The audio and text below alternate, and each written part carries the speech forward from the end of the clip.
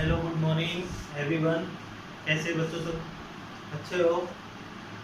चलो देखिए आगे आप स्टार्ट कर रहे हैं अपना नेक्स्ट जो पार्ट है। अपने सेकंड चैप्टर स्टार्ट किया हुआ है 10th क्लास का, एसिड बेस एंड साल्ट। मैंने आपको अभी तक एसिड बेस के बारे में जो अपन डेफिनेशन की थी स्टार्टिंग में फर्स्ट पार्ट में, उसके आगे आप स्टार्ट करेंगे। आज अपने सेकंड भी किया है। सेकंड में मैंने आपको सारी रिएक्शन बताई है। आशा करते हैं ये सब लिख ली होगी और समझ भी आ गई होगी। तो अब आप जो स्टार्ट करने वाले हैं बच्चों, वो आगे का पार्ट स्टार्ट कर रहे हैं, ठीक है, जिसमें आप क्या करेंगे, साल्ट के बारे में करेंगे, क्योंकि अपना ये 3 पार्ट है, पहला एसिड, फिर बेस और फिर साल्ट। तो 2 आप कर चुके हैं, अब अपना थर्ड रहता है, ये लास्ट होगा आपका, ठीक है। तो ये देखते हैं, बिल्कुल आसान है ये, ऐसा कैसा आपने कॉपी में राइट करना है, और कोई भी प्रॉब्लम आती है तो आप मेरे से डिस्कस भी कर सकते हैं, ठीक है। तो देखिए बहुत आसान है। तो सबसे पहले अब बात करते हैं साल्ट के बारे में। अब साल्ट जो होते हैं ना, बहुत सारे टाइप के हैं, लेकिन मैं आपको क्या करूँगा, सब यहाँ पे राइट करवा दूँगा। जैसे यहाँ पे सोडियम क्लोराइड है, सबसे पहला जो है अपने पास सोडियम क्लोराइड है, और इसका ये ना सोडियम क्लोराइड ये केमिकल नेम भी है भाई, ये आपने ध्यान रखना है। ये क्या है, इसका केमिकल नेम सोडियम क्लोराइड का। उसके बाद इसका केमिकल जो फॉर्मूला होगा वो NaCl हो जाएगा। NaCl यानी सोडियम क्लोराइड, ये आप बना भी चुके हैं। उसके बाद प्रिपरेशन में HCl, प्रिपरेशन मतलब इसको बनाया कैसे है, ठीक है। आपको क्वेश्चन आ जाता है कि प्रिपेयर कैसे करोगे सोडियम क्लोराइड को, तो HCl एसिड डालो, NaOH डालो और NaCl प्लस में वाटर बन जाएगा। और यही रिएक्शन आपने कहाँ पे की है, न्यूट्रलाइजेशन रिएक्शन में की है बच्चों। अगर आप लोगों ने ध्यान दिया हो थोड़ा सा भी, तो इसी रिएक्शन को अपन न्यूट्रलाइजेशन रिएक्शन भी कहते हैं। यहाँ पे अपन एसिड बेस को रिएक्ट कराया और साल्ट और वाटर मिला था, तो अपन ये चीज बनानी है। तो ये प्रिपरेशन होगी अपने पास, ठीक है। उसके बाद अगला आता है यूजेस। यूजेस में क्या करेंगे, ये जो होता है अपने खाने में यूज करते हैं अपन, तो it is important component of food, यानी अपने खाने का इम्पोर्टेंट कंपोनेंट है। उसके बाद इसका जो यूज है प्रिजर्वेटिव फूड आइटम, जैसे मान लो अचार वगैरह हो गया, उसके अंदर डाल के रखा जाता है ताकि वो खराब ना हो। It is use in freezing mixture. अब जैसे मान लो कई जगह पे तुमने देखा होगा कि जैसे मान लो बर्फ जम जाती है, जैसे मान लो अमेरिका वगैरह में, US वगैरह में, तो वहाँ पे क्या होता है कि मान लो नमक को हटाने के लिए क्या करते हैं, नमक डाल देते हैं, और नमक क्या करता है, उसको पिघला देता है, तो वाटर की फॉर्म में वो रास्ता साफ हो जाता है, ठीक है। उसी तरह से फिर it is use in the manufacture of soap. जो सोप होती है ना, साबुन जो होती है, उसके मैन्युफैक्चर में यूज किया जाता है। मैन्युफैक्चर मतलब उसको बनाने में यूज किया जाता है भाई। उसके बाद आता है केमिकल प्रॉपर्टी। केमिकल प्रॉपर्टी में क्या करेंगे अपन, it is use in the white crystalline, it is a white crystalline solid, यानी ये क्या है, एक व्हाइट क्रिस्टलाइन सॉलिड होता है। आपने देखा होगा, अगर मान लो अपने पास तो जैसे मशीनों से बारीक होकर आता है, अगर मान लो पहले वो क्या होता है, क्रिस्टल होता है व्हाइट कलर का। उसके बाद आता है it is highly soluble in water, पानी में बहुत ज्यादा सोल्यूबल होता है, मतलब जल्दी से पानी में घुल जाता है। आपने देखा होगा नमक को आप पानी में डालते हैं तो जल्दी से सोल्यूबल यानी घुल जाता है। It has high melting and boiling point. इसके अंदर क्या होता है, हाई मेल्टिंग और बॉइलिंग पॉइंट, मतलब बहुत ज्यादा इसका मेल्टिंग पॉइंट, मतलब इसको अगर आप मेल्ट मतलब पिघलाने लग जाए तो बहुत ज़्यादा इसको हीट करना पड़ता है। उसके बाद it shows ionic reaction in aqueous solution, ये आयनिक रिएक्शन देता है जब इसको एक्वस सॉल्यूशन में डालते हैं, क्योंकि आप जब भी कोई सॉल्यूशन लेंगे नमक वाला, उसके अंदर इलेक्ट्रिसिटी पास करेंगे तो वो Na पॉजिटिव और Cl नेगेटिव में टूट जाएगा, तो उसी को आप आयनिक बोलते हैं।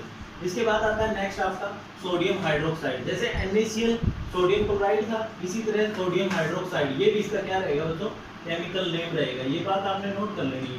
उसके बाद आता है केमिकल फॉर्मूला। केमिकल फॉर्मूला क्या बनेगा, NaOH।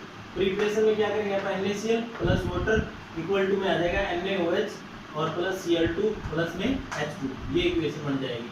इसके बाद आता है इसका यूज। यूज में क्या करेंगे, इसका जो यूज होता है ना, manufacture of soap and detergent, यानी सोप और डिटर्जेंट बनाने में इसका यूज किया जाता है भाई। बहुत आसान है, बस आपने ध्यान रखना है कि इसका जो यूज होता है वो कहाँ पे होता है, सोप और डिटर्जेंट में किया जाता है। उसके बाद आता है ये जो होता है एक यूज जो है मैन्युफैक्चर ऑफ द टेक्सटाइल, जो कपड़े होते हैं ना, टेक्सटाइल मतलब कपड़े, कपड़ों के बनाने में भी इसका यूज किया जाता है।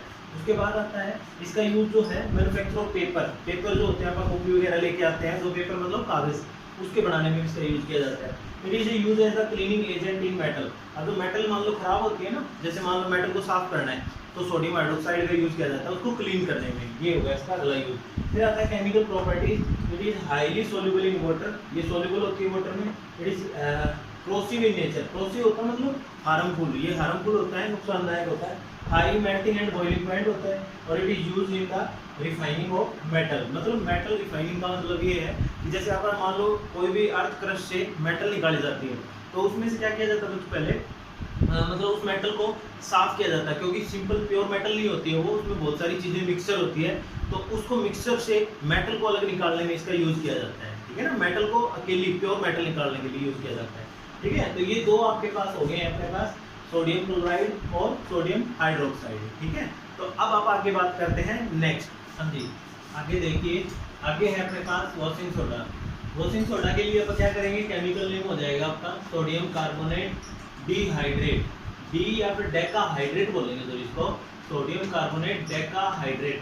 डेकाहाइड्रेट ना इसके लिए यूज किया जाए, डेकाहाइड्रेट मतलब वाटर, डेका मतलब 10, यानी इसमें Na2CO3, Na2CO3 तो क्या होगा आपका सोडियम कार्बोनेट और डेकाहाइड्रेट हो जाएगा ये वाटर मॉलिक्यूल। केमिकल फॉर्मूला ये बन जाएगा, प्रिपरेशन में आएगा। पहले तो देखो ये दो बार होगा, दो प्रोसेस है इसमें। क्या करेंगे अपन, NaCl में अमोनिया डालेंगे, वाटर डालेंगे और कार्बन डाइऑक्साइड, इन सबको मिला के हमें क्या मिलेगा, यहाँ पे सोडियम हाइड्रोजन कार्बोनेट मिलेगा। पहले सोडियम हाइड्रोजन कार्बोनेट और अमोनियम क्लोराइड NH4Cl। उसके बाद क्या करेंगे अपन, NaHCO3 को दोबारा से हीट करेंगे। अब NaHCO3 को तो हीट करेंगे ना, तो Na2CO3 मिलेगा अपने को। अब Na2CO3 प्लस में कार्बन डाइऑक्साइड और वाटर। अब इस Na2CO3 में 10 मॉलिक्यूल वाटर के डाल दिए। ठीक है, तो 10 मॉलिक्यूल जब वाटर के डालेंगे तो अपने पास ये वाला फॉर्मूला बन के तैयार हो जाता है। ठीक है ना, समझ रहे हो ना मेरी बात, क्योंकि ये क्या कह रहा है कि वॉशिंग सोडा है। वॉशिंग सोडा है नहीं तो अपन घरों में यूज करते हैं ना सर्फ डिटर्जेंट, उसी को बोलते हैं। तो उसमें क्या होता है, 10 मॉलिक्यूल होते हैं वाटर के। अब देखो इसका यूज देख लेते हैं। इसका जो यूज होता है, मैन्युफैक्चर होता है डिटर्जेंट, डिटर्जेंट बनाने में यूज किया जाता है। इसका जो यूज होता है softening of the hard water. Softening का मतलब है कि जो हार्ड वाटर होता है, जो हैंडपंप का पानी होता है, उसमें क्या होता है कि कपड़े नहीं धुलते हैं, तो उसको उसके अंदर मिला दिया जाए तो वो क्या हो जाएगा, उसकी हार्डनेस को खत्म कर देता है। It use in the manufacture of the glass and paper. Glass और पेपर यानी कंच की जो भी चीज़ें होती है वो बनाने में यूज किया जाता है, ग्लास को बनाने में और पेपर बनाने में। इसका जो यूज होता है, ये एक इंपॉर्टेंट कंपोनेंट है बोरेक्स और कास्टिक सोडा। कास्टिक सोडा के बारे में आपने पढ़ा होगा, तो कास्टिक सोडा का और बोरेक्स, बोरेक्स की केमिकल होता है, उसको बनाने में इसका यूज किया जाता है। आपने ऐसा कैसे ये राइट कर लेना है। ठीक है, फोर्थ आता है अपने पास बेकिंग सोडा। अब बेकिंग सोडा यानी कि आप लोगों ने घरों में जनरली अपन यूज करते हैं, जैसे बेकिंग सोडा का मतलब मीठा सोडा भी बोल देते हैं, तो वही होता है बेकिंग सोडा। अब यहाँ पे बेकिंग सोडा यानी सोडियम बाइकार्बोनेट, इसका केमिकल नेम हो जाएगा। केमिकल फॉर्मूला NaHCO3 हो जाएगा। और प्रोडक्शन बोलो या प्रिपरेशन बोलो, एक ही बात है। तो प्रोडक्शन में आ जाएगा NaCl plus NH3 plus water plus carbon dioxide. मतलब ये वाली रिएक्शन लिखनी है अपने, ये सेम की सेम। देखो ये फर्स्ट वाली क्यों है, तो NaHCO3 इसी को तो बोलते हैं आप बेकिंग सोडा। उसके बाद आता है uses. It is used as the antacid to remove the acidity of the stomach. ठीक है ना, एसिडिटी हो जाती है तो आप इसको क्या करते हैं, एंटासिड के रूप में यूज करते हैं। तुम लोगों ने देखा होगा कभी कभी अगर एसिडिटी होती है तो आप इनो का यूज करते हैं। इनो क्या होता है, एक बेस होता है और एसिड को क्या कर देगा, वो न्यूट्रलाइज कर देगा, तो इसीलिए अपन उसको क्या करते हैं, एंटासिड बोलते हैं। इसके बाद आता है इसका जो यूज है in the preparation of baking powder. Baking powder बनाने में यूज किया जाता है इसका। उसके बाद आता है it is use in the preparation of soda water and cold drink. जो कोल्ड ड्रिंक वगैरह होती है आप लोगों ने देखा होगा, उसके अंदर ना ये डाला जाता है, यानी अपने पास बेकिंग सोडा डाला जाता है। और फिर हम कहते हैं कि it is use in the fire extinguisher. जो घरों में या फिर हॉस्पिटल वगैरह में आपने देखा होगा, जो आग बुझाने के लिए जो सिलेंडर लगे रहते हैं छोटे छोटे, उसके अंदर इसका यूज किया जाता है। क्योंकि इसमें क्या होता है, ये ऑक्सीजन की जो प्रेजेंस होती है उसको रोक देती है, और ऑक्सीजन की प्रेजेंस को रोक देगा तो मतलब आग नहीं लगेगी, तो आग बुझ जाती है। समझ रहे हो, तो ये होता है। उसके बाद अपन नेक्स्ट बात करेंगे, देखो आगे देखो, ब्लीचिंग पाउडर है। अभी ब्लीचिंग पाउडर का केमिकल नेम क्या हो जाएगा, कैल्शियम ऑक्सीक्लोराइड। कैल्शियम ऑक्सीक्लोराइड बोलते हैं इसको। फिर आता है chemical formula CaOCl2, CaOCl2। Preparation यानी बनाएंगे कैसे, इसमें अपन कैल्शियम हाइड्रोक्साइड में क्लोरीन डाल देंगे भाई, CaOH ट्वाइस प्लस Cl2, तो हमें क्या मिल जाएगा, कैल्शियम ऑक्सीक्लोराइड मिल जाएगा। ये है अपने पास प्रिपरेशन। अगला है इसका जो यूज होते हैं, यूज क्या होता है इसका, it is use in the purified drinking water.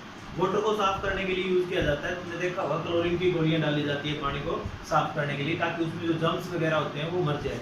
फिर आता है it is use in the bleaching paper and cloth, यानी ये ना पेपर को और जो कपड़े होते हैं उनको क्या करता है, ब्लीच करने का काम करता है। ब्लीच मतलब बोल सकते हो आपकी कलर्ड करने का। ठीक है ना, ब्लीचिंग जैसे अलग अलग टाइप की जाती है। उसके बाद आता है ये जो होता है preparation of the various organic and inorganic compound. बहुत सारे ऑर्गेनिक और इनऑर्गेनिक कंपाउंड बनाने में इसका यूज किया जाता है। उसके बाद आता है use in the bleaching of wood pulp and the lining. Wood pulp और लाइनिंग में इसका ब्लीचिंग का काम किया जाता है, ठीक है ना, वही ब्लीचिंग होती है सेम। उसके बाद आता है it is use in the manufacture of insecticide and weedicide. Insecticide यानी कीड़े मारने की जो दवाइयां हैं, और वीडिसाइड यानी कि हम ये बोल सकते हैं कि जो खरपतवार नहीं होती, जैसे वीड्स होती है, उसको खत्म करने के लिए इसकी दवाइयां बनाने में इसका यूज किया जाता है। अगला आता है प्लास्टर ऑफ पेरिस, यानी जिसको पीओपी बोलते हैं। पीओपी के बारे में आप लोग सबको जानते हो। तो पीओपी जो होता है उसका फॉर्मूला होता है हमारे पास कैल्शियम सल्फेट हेमीहाइड्रेट, ठीक है। तो calcium sulphate hemihydrate chemical formula जो हो जाएगा यहाँ पे CaSO4 और हाफ H2 हो जाएगा, हाफ मॉलिक्यूल होते हैं वाटर के इसके अंदर। फिर आता है प्रिपरेशन। प्रिपरेशन में CaSO4 यहाँ पे 2 वाटर के मॉलिक्यूल होंगे और उसको बोलेंगे जिप्सम भाई। यानी जिप्सम को जब आप 100 डिग्री सेल्सियस पे गर्म कर देंगे, हीट कर देंगे, तो हमारे पास क्या आ जाएगा, कैल्शियम सल्फेट हेमीहाइड्रेट, यानी POP बन जाएगा। और 3/2 वाटर के मॉलिक्यूल है जो बाहर निकल जाएंगे, ठीक है ना। 3/2 मॉलिक्यूल बाहर निकलेंगे तो वो जिप्सम से किस में कन्वर्ट हो जाएगा, POP में हो जाएगा। उसके बाद यूज आते हैं, यूज जो होता है use in the making of dustless chalk. जो डस्टलेस चाक होते हैं जिसमें डस्ट पार्टिकल ना निकले, ऐसे चौक बनाने के लिए यूज किया जाता है। Use in the air tight packing. अगर मान लो अपन कोई ऐसा कंटेनर बनाना है जिसके अंदर एयर ना जाए, तो अपन उसमें क्या करते हैं, POP का यूज करते हैं। तो एयर टाइट कोई भी पैकिंग बनाने के लिए यूज किया जाता है। Use in the making statue. Statue होता है जो मूर्तियां वगैरह होती है, जैसे मान लो भगवान की जो मूर्तियां होती है या फिर और भी जो मूर्तियां होती है, उनका स्टैचू बनाने में इसका यूज किया जाता है। इसके बाद आता है कि use for the setting of the fractured bone. कभी कभी अगर मान लो किसी का हाथ टूट जाता है या कोई भी प्रॉब्लम आ जाती है पैर में या हाथ में, तो उसकी जो बोन होती है जो फ्रैक्चर हो जाती है, उसको सेटिंग करने के लिए क्या करते हैं, एक लेप बना दिया जाता है POP का, और फिर उसको सेट किया जाता है ताकि वो हिले ना। अगर हिल जाएगी तो फिर वो सेट नहीं हो पाएगी, इसलिए सेटिंग के लिए इसका ऐसा किया जाता है। उसके बाद आता है कि use in the decoration of the ceiling and wall. अपने घरों में POP की जाती है, छत के ऊपर की जाती है, दीवारों पे की जाती है, डेकोरेशन के लिए ना, डिजाइन वगैरह बनाए जाते हैं। तो ये सारे इसके यूजेज होते हैं भाई, ठीक है ना, बहुत इंपॉर्टेंट है। Bleaching powder, plaster of Paris, मैंने आपको 6 टाइप के साल्ट कराए हैं। ये आप अपनी कॉपी में अलग अलग से राइट करेंगे और अच्छे से इनको रिवाइज करेंगे और पढ़ेंगे भी भाई, ठीक है ना। तो ये था अपना सेकंड चैप्टर, और नेक्स्ट चैप्टर आप फिर स्टार्ट करेंगे, कोई फिजिक्स का चैप्टर देखते हैं, और उसके बाद फिर उसकी डिटेल में बात करेंगे, ठीक है ना। तो अच्छे से रहिए, सेफ रहिए और अपना ध्यान भी रखिए और गर्मी से बच के रहिए, ठीक है। तो ओके, थैंक यू, मिलते हैं नेक्स्ट वीडियो में।